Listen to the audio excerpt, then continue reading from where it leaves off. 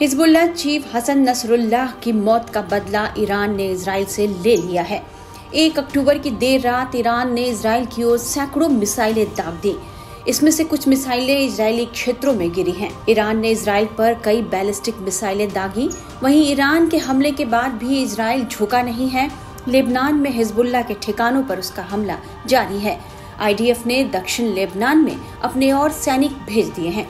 Israel ने दावा किया है कि ईरान ने इजराइल के खास तौर से सैन्य और सुरक्षा प्रतिष्ठानों को निशाना बनाकर करीब 181 बैलिस्टिक मिसाइलें दाग दी।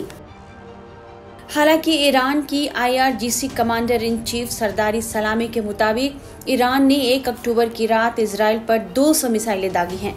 ईरान के इस्लामिक रिवोल्यूशनरी गार्ड कोर का भी यह दावा है कि उसकी सेना ने पहली बार हाइपरसोनिक मिसाइलों का इस्तेमाल इजराइल पर किया है और 90% मिसाइल ड्रोन सटीक निशाने पर लगे हैं। जबकि इजराइल का यह दावा है कि इसमें से ज्यादातर को इजराइल की डिफेंस सिस्टम ने नष्ट कर दिया।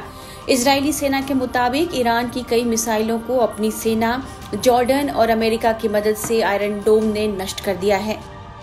इजराइल के अश्कलोन शहर में आयरन डोम एयर डिफेंस सिस्टम ने ईरानी रॉकेट्स को इंटरसेप्ट कर मार गिराया। यहीं पर कई मिसाइलें नाकाम कर दी गई हैं। ईरान के हमले के बाद इजराइल बेहद तमतमाया हुआ है। उसने ईरान को अंजाम भुगतने की धमकी दी है। इजराइल के प्रधानमंत्री बेंजामिन नेतन्याहू का कहना है कि मिसाइलें दागकर ईरान ने बहुत बड़ी गलती की है। इसकी कीमत ईरान को चुकानी पड़ेगी।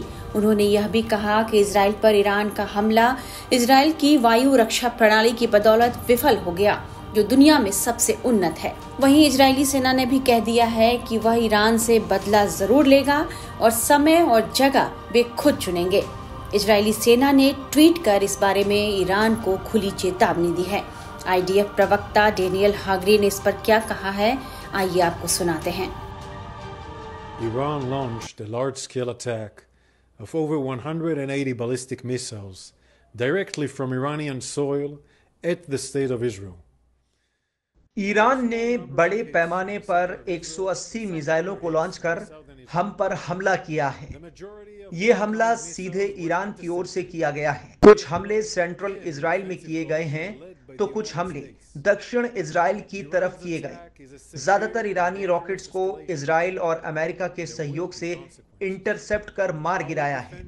ईरान का हमला एक गंभीर और खतरनाक है। इसके नतीजे होंगे। हमारे पास योजना तैयार है। हम जवाब जरूर देंगे। इजराइल सरकार के निर्देश के मुताबिक हम जहां भी चाहें, जब भी चाहें और जैसे भी चाहें जवाब देंगे। ईरान उसके प्रॉक्सी 7 अक्टूबर से इजराइल पर अलग अलग मोर्चे से हमला कर रहे हैं। इसलिए हम भी इजराइल और अपने नागरिकों के बचाव में वो सब कुछ करेंगे जो जरूरी होगा। The Israel Defense Forces will continue doing everything necessary to defend the state of Israel and protect the people of Israel. Israel पर हमले के बाद ईरान का भी बयान आया है। ईरान के एक अधिकारी ने कहा है कि अगर इजराइल ईरान के खिलाफ कोई कार्रवाई करेगा तो उसे फिर से करारा जवाब मिलेगा। संयुक्त राष्ट्र में ईरान ने यह भी कहा है कि अगर इजराइल जवाब देता है तो हम विनाशकारी तरीके से इसका जवाब देंगे। वहीं ईरान रिवोल्यूशनरी गार्ड्स ने इजराइल पर मिसाइल दागने के बाद जवाबी कार्रवाई की चेतावनी जारी की है। ईरान इजराइल पर 200 मिसाइलें दागने का दावा तो कर रहा है, लेकिन ये अभी तक साफ नहीं कि इस हमले के कारण इजराइल को कितना नुकसान हुआ है। मोटे तौर पर जो बात सामने आई है उसके मुताबिक ईरान की एक मिसाइल सेंट्रल इजराइल के स्कूल पर गिरी है। इस वजह से वहाँ एक बड़ा गड्ढा बन गया। वेस्ट बैंक में एक फिलिस्तीनी के मारे जाने की खबर है। छर्रे लगने से 2 लोग मामूली रूप से घायल हुए हैं, ऐसा सेना ने बताया है। वहीं कुछ इमारतों और मकानों को भी नुकसान पहुंचने की खबर आ रही है। भारतीय रक्षा विशेषज्ञों का मानना है कि इजराइल पर हमला करके ईरान ने बहुत बड़ी गलती कर दी है। इजराइल को अब खुली छूट मिल जाएगी कि वो ईरान पर हमला कर सकता है। देखिए, जो ईरान ने अभी 180 के करीब बैलिस्टिक मिसाइल इजराइल पे मारी हैं, वो बहुत बड़ी गलती की है। और वो गलती इसलिए है क्योंकि अभी तक इजराइल ने पहले ही कहा था कि वो पहला वार नहीं करेगा ईरान के ऊपर। अब ईरान ने ये जो मिसाइल्स फायर करके इजराइल को अब खुली छुट्टी दे दी है उसके कि भाई वो जहां पे मर्जी, जब मर्जी और जिस टाइम पे उसकी मर्जी है वो वहां ईरान को अटैक कर सके।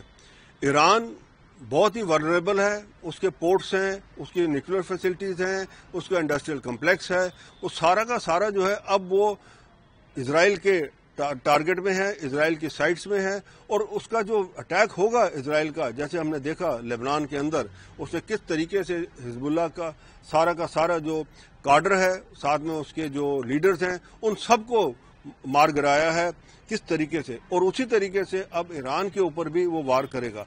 और ईरान को इजराइल के इस वार से बचना बहुत मुश्किल है। और ये अब जो लगता है कि जिस हिसाब से ये इनका जो अब लड़ाई ये ईरान ने दोबारा शुरू कर दी है इजराइल के साथ में, डायरेक्ट कन्फ्रंटेशन जो ली है, ये लगता है कि अब जो हमारी पूरी की पूरी मिडल ईस्ट के अंदर लड़ाई जो है वो और बढ़ती जाएगी। आज अमेरिका की सेना ने सक्रिय रूप से इजराइल की रक्षा का समर्थन किया और हम भी अभी भी प्रभाव का आकलन कर रहे हैं। देखिए, इजराइल का जो सबसे प्रिय और सबसे बड़ा मित्र है वो है अमेरिका। और आपको पता है अमेरिका ने उसको फाइनेंशियली भी, मिलिटरली भी, उसको बाकी तरीके से भी, इवन यहाँ पे कि मैं कहूँगा टेक्नोलॉजी के तरीके से भी सपोर्ट किया है इजराइल को। और इजराइल के साथ वो हमेशा खड़ा रहा है।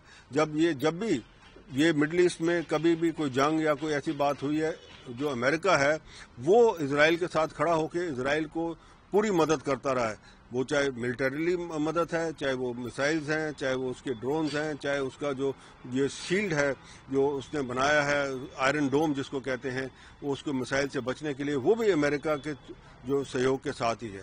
तो अमेरिका ने जो बाइडेन उनके प्रेसिडेंट ने जो कहा है बिल्कुल सही कहा है। अब अमेरिका जो है इजराइल के साथ खड़ा है, क्योंकि ईरान जो है अमेरिका का दुश्मन है और ईरान के आगे ऊपर सैंक्शंस लगाए हैं अमेरिका ने। और अमेरिका अब क्योंकि ईरान ने इजराइल के ऊपर डायरेक्ट कन्फ्रंटेशन की है, अब जो भी मदद चाहिए होगी इजराइल को इसके यूएस से वो मिलेगी उसको, और दुनिया की कोई ताकत उसको रोक नहीं सकती।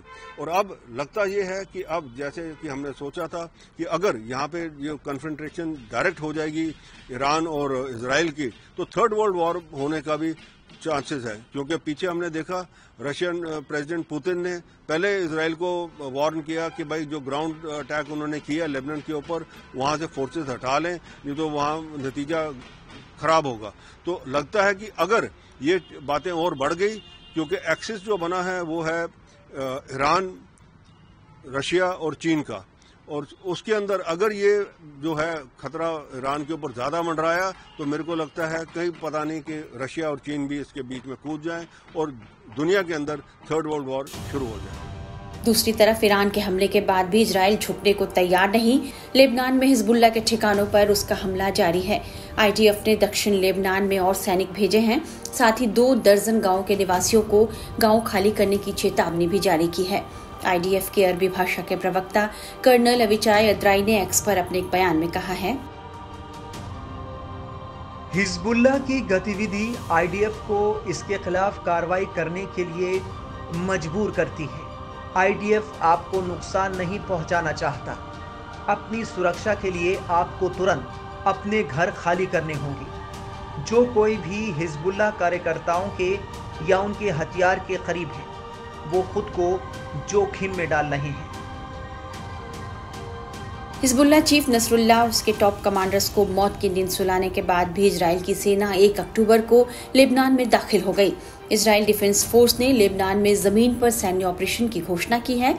इजराइल की सेना टैंक और पैदल सैनिकों के साथ लेबनान की सीमा में दाखिल हो गई है और छापेमारी अभियान चला रही है। लेबनान में घुसने के साथ ही आईडीएफ ने दक्षिणी लेबनान के 28 गांवों को खाली करने के आदेश जारी किए हैं। इस बीच इजराइल को अमेरिका का भी साथ मिला है। अमेरिका ने कहा है कि इजराइल को यह अधिकार है कि वो अपनी रक्षा कर सकता है। इजराइल पर हमले के बाद अमेरिका में राष्ट्रपति जो बाइडेन और उपराष्ट्रपति कमला हैरिस ने नेशनल सिक्योरिटी टीम के साथ बैठक की। इसके बाद बाइडेन ने सेना से कहा कि वो ईरानी हमलों से इजराइल की रक्षा करे और इजराइल की तरफ दागी गई मिसाइलों को मार गिराए। इसके बाद अमेरिकी रक्षा मंत्री लॉयड ऑस्टिन का बयान आया और उन्होंने बताया कि अमेरिकी सेना ने इजराइल पर दागी गई 12 मिसाइलों को नष्ट कर दिया है। उन्होंने कहा कि अमेरिका इजराइल की हिफाजत करता रहेगा। कुल मिलाकर मध्य पूर्व में अब तनाव बढ़ता ही जा रहा है और ये आशंका जाहिर की जा रही है कि शायद दुनिया तीसरे विश्व युद्ध की ओर बढ़ने लगी है।